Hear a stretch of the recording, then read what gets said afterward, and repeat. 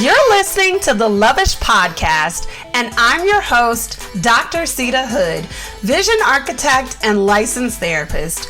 Each week, I'm going to help you to develop the belief and strategy necessary to make an immediate impact on the world by deep diving into topics like mental wellness, faith, relationships, and you guessed it, love. I should mention before we hop into the show, this is not a substitute for a relationship with a licensed therapist. You ready? Let's get it.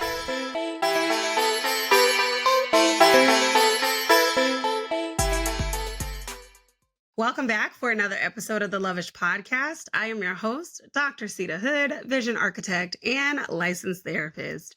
How are you doing today? What's in your mug? What's in my cup is the remnants of the coconut coffee that we've been sipping on for the summer. That has just been my drink of choice lately. What about you? What's been your drink of choice?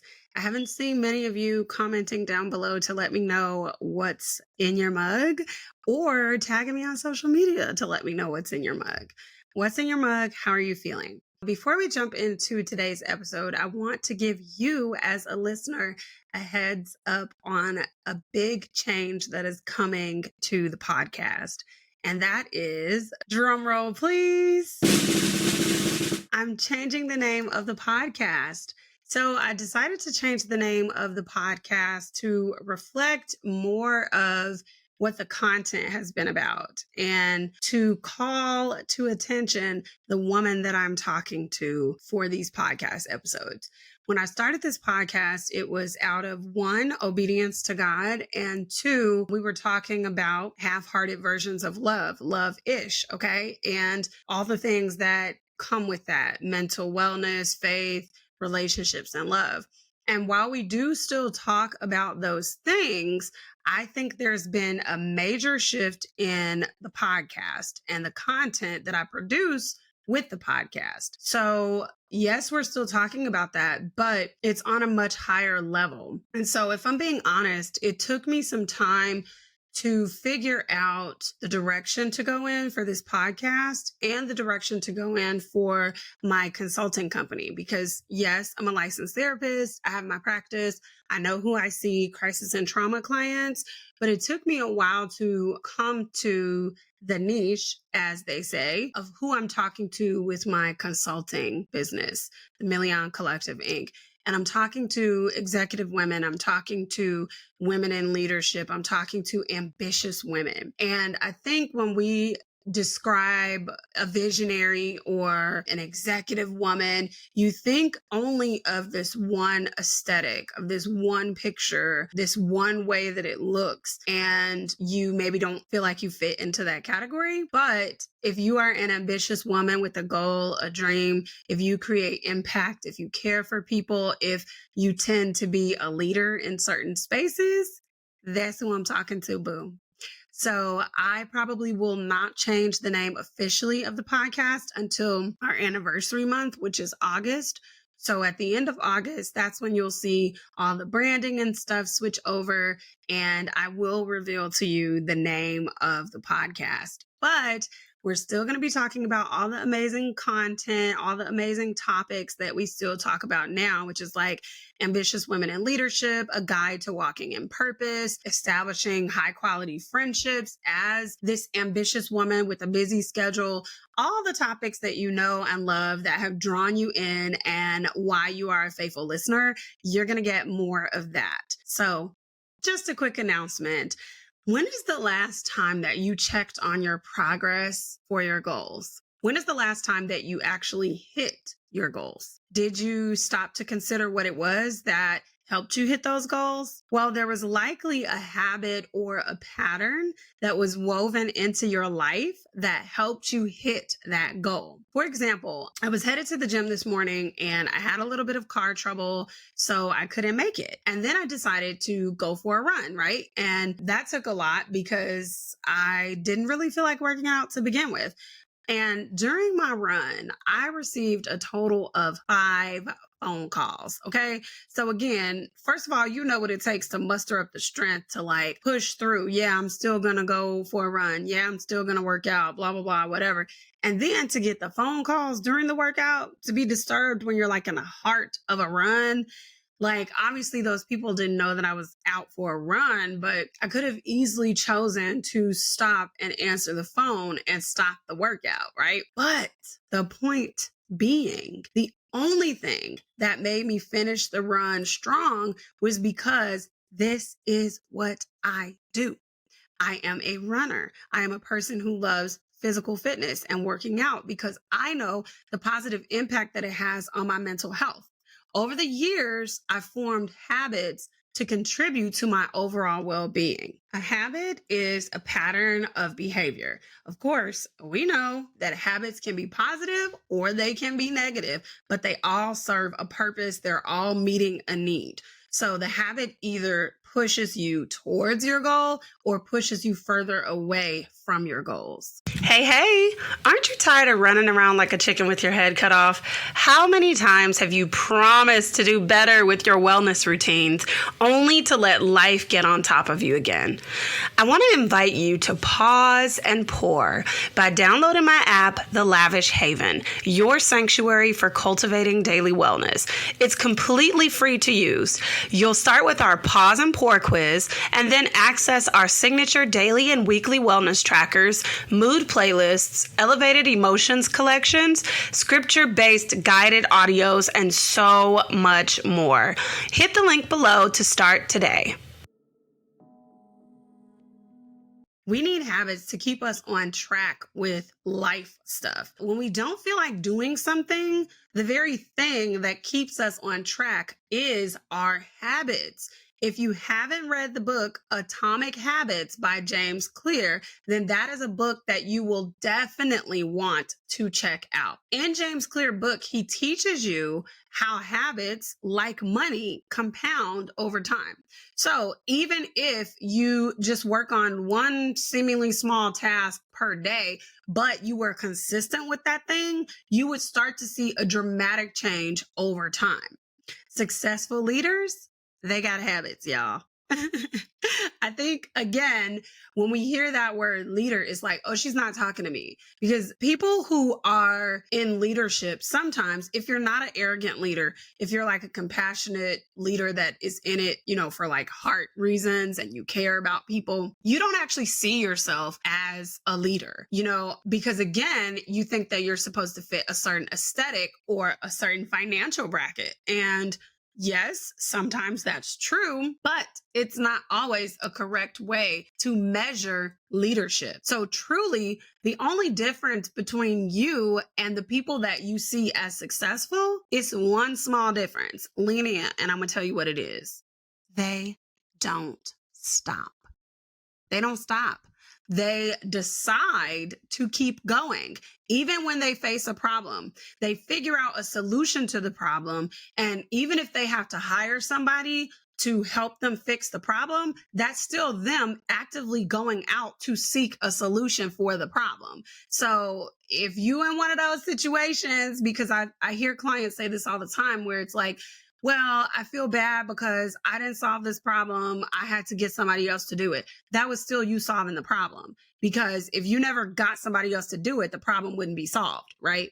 And then I even talked to somebody earlier today who was saying, like, I feel like I'm a bad mom because I'm not showing up for my kids right now. I'm in this bad place. I'm like, but you're still a good mom, because a good mom makes future plans for her kids, meaning that if she's not in a good space and doesn't have the capacity to give her children what is needed at the time, then she owes it to those children to say, hey, I need a couple of minutes to myself or an hour to myself.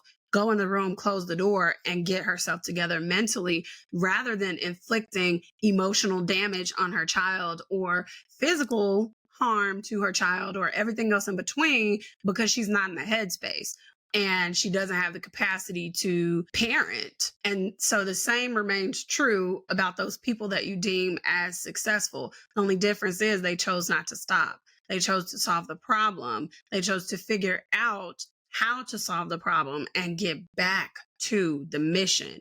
So if that looks like you pausing and taking a second to reset and then circling back around to the mission, then that's what you got to do. So leaders do this by establishing habits to keep them on track. When everything feels chaotic, habits bring a sense of normalcy. Habits help to keep your eyes focused on the end goal. So let's talk about the 5 habits that you need to be a better leader. And this is not to say that you're not doing this right now, because you could be doing this right now. And if you are doing some of these things right now, then just let this serve as your reminder to maybe improve in these areas. Okay, here we go. Risk taking and decision making is going to be habit number 1.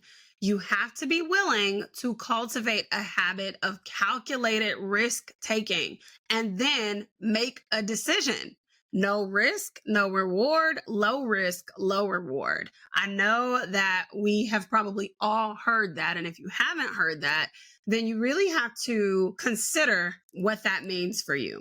You are the only person who knows the impact of the risks that you decide to take or decide that you don't want to take. You can't be all in just making crazy decisions all willy-nilly, but you also shouldn't be afraid to get your feet wet and to take some medium-sized risk. So some of the best things in life happen because you took a risk, right?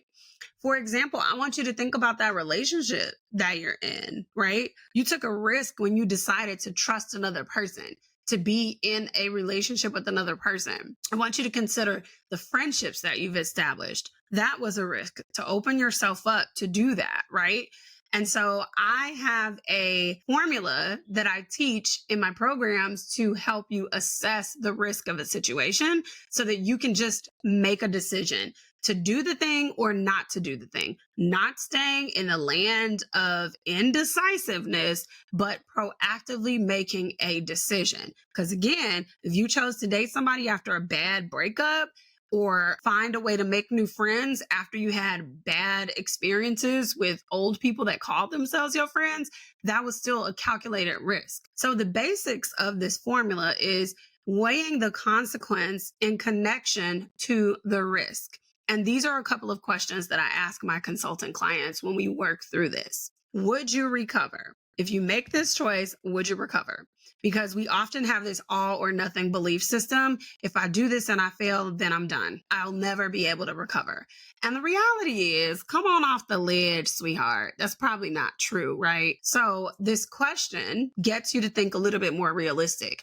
Would you recover? How long would it take you to recover from the risk if you decided to take it?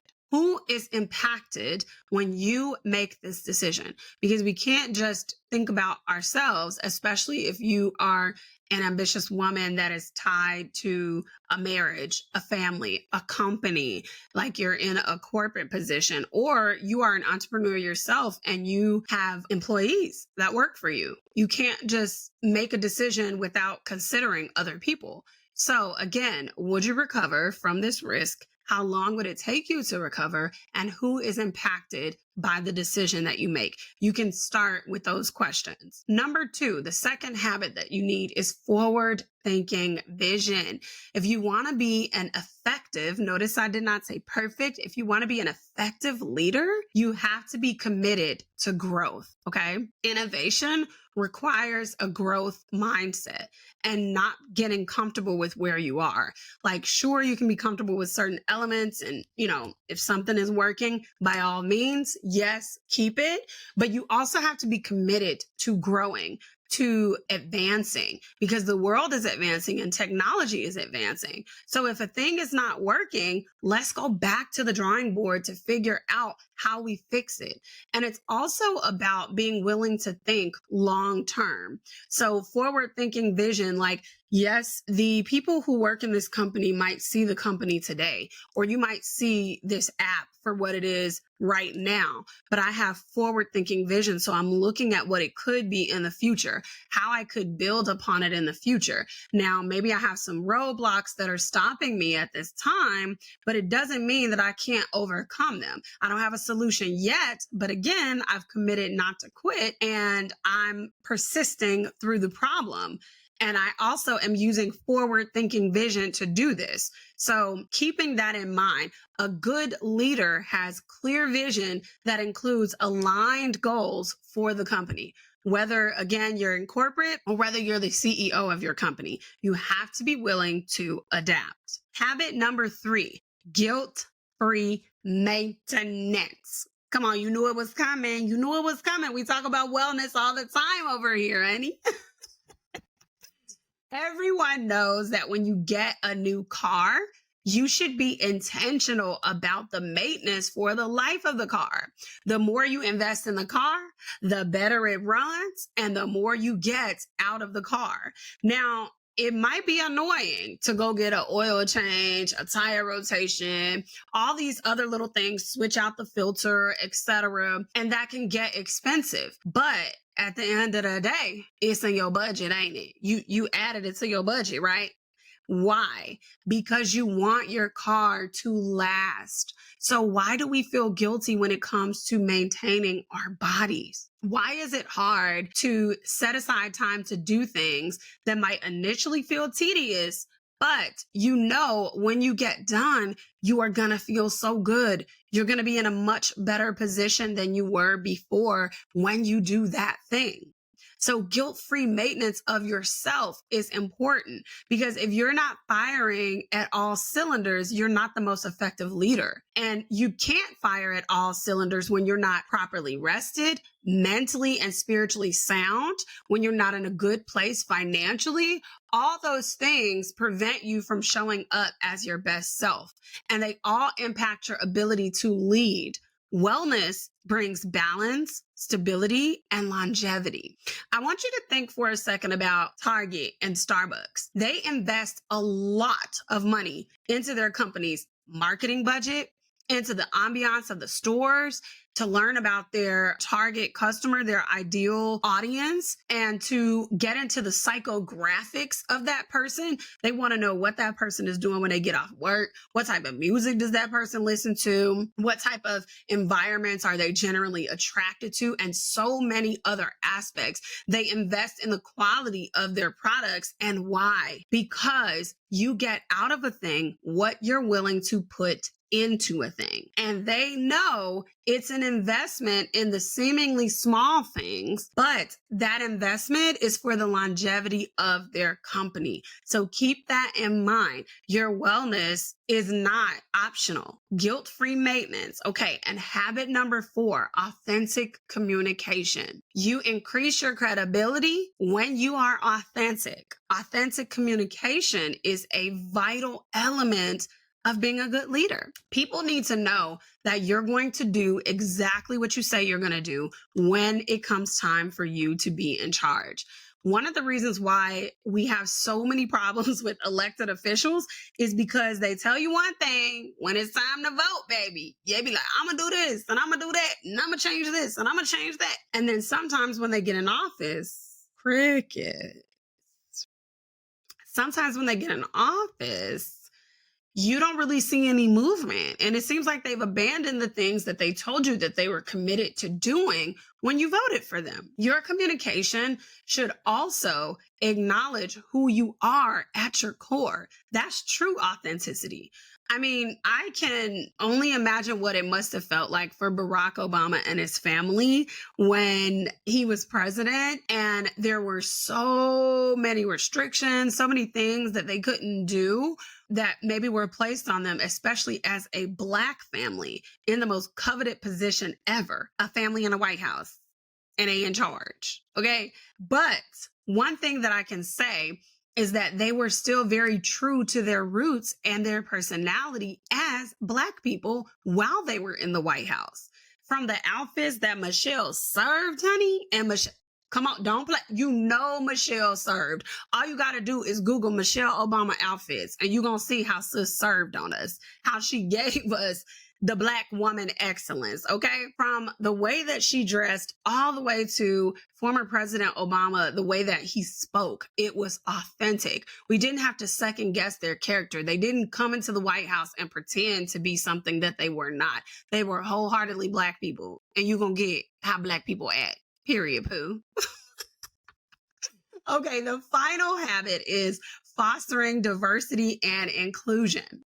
And diversity and inclusion go well beyond race, and it's important. Obviously, race is part of that, but diversity and inclusion means that you're willing to see everyone's unique gifts, not just the people that you like, not just the people that don't get on your nerves, not just the people that you're fond of, but you are willing to look at your team as a whole. You're willing to look at your employees as a whole, the people you manage as a whole, and see their individual gifts. And sometimes, as leaders, you can miss world-class ideas that are sitting right in your face because you're stuck on what somebody's front-facing position looks like. What do I mean by that? Maybe you work at an office where, again, there's a certain aesthetic and pumps and pencil skirts and flowy blouses are like a thing. And maybe there's this one chick and she wears corduroy pants in a dark dookie brown and a burnt olive green sweater. She got glasses and natural hair when the vibe is like flowy long hair for most of the women in the office. And you judge her by the way that she looks just because she don't got on pumps, a pencil skirt, and a blouse, and you think Shorty is not really about anything. But in reality, that girl got world-class ideas in her head. So fostering diversity and inclusion means including people. Obviously, it also means looking at people that are differently abled and really leaving room for innovation in your team. Paying attention to the diverse needs of others also helps you to become more empathetic. You become well-rounded in your approach to solutions because you've opened your eyes to all the angles. So you're trying to find a solution that works for everybody, not just one person, not just the person who fits the aesthetic of the pencil skirts and the pumps and the blouse. No, you want everybody to feel supported, and that is how companies remain innovative, because they allow, people to come in with different ideas. So if you want to be a better leader, you can actually start working on these habits right away. And if you take the James Clear approach, that means that you are committing yourself to at least one of these tasks. And if I had to suggest a habit or a task to start with, I'm going to say guilt-free wellness or authentic communication are really good ones to start with. It's time to talk about what I've been loving. Product recommendations, shout outs to family and friends, and overall gratitude. Let's get into it. I've been loving connecting with other creatives in the online space. I'm in the process of transitioning all of my programming from one platform to another. And I've been connecting with other creators who use this new platform because they have a community space that comes with it.